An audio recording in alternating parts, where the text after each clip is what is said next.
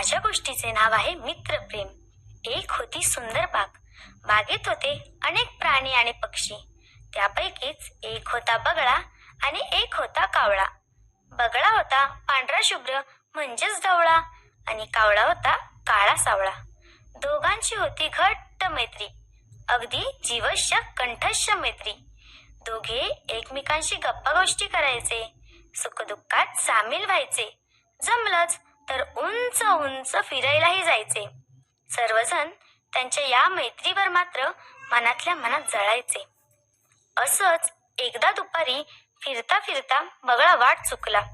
कावळा त्याला शोधू लागला, भेटेल त्याला विचारू लागला, पण बगळा काही सापडेना आणि कावळ्याला चैन पडेना. तेवढ्यात सोसाट्याचा वारा सुटला, ढग पळू लागले. त्यातल्याच एका मऊ मऊ ढगावर बगळा मस्त ऐटीत बसला. ढगाबरोबर इकडून तिकडं धावू लागला, गार गार वाऱ्याबरोबर झोके घेऊ लागला, आनंदानं टाळ्या पिटू लागला. इकडे कावळा मात्र कावराबावरा झाला, खूप हिरमुसला. मित्र हरवल्याच्या दुःखानं माघारी परतला. खाली मान घालून सर्वांच्या नजरा चुकवू लागला.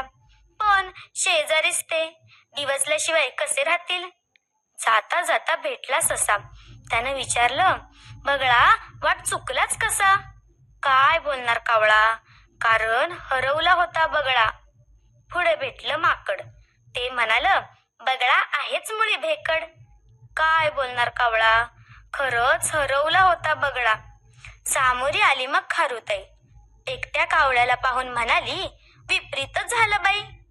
काय बोलणार कावळा, अहो हरवला होता बगळा. मग खुशाली विचारली मोरानं. आवंढा गिळला कावळ्यानं. काय बोलणार बिचारा कावळा, हरवला होता दोस्त बगळा. गाठ पडली आता हत्तीची, त्यानं ही खिल्ली उडवली कावळ्याची. काय बोलणार कावळा, तिकडे हरवला होता बगळा. इकडून हळूच आली हरणांची जोडी, मागे जोडली होती ढगांची गाडी.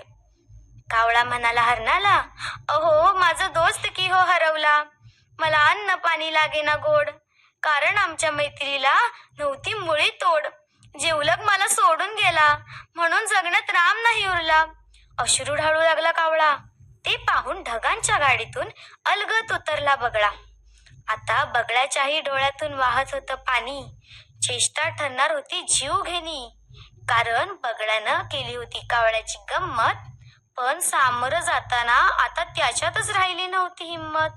यामध्ये कावळा झाला पास आणि बगळा झाला एकदम नापास.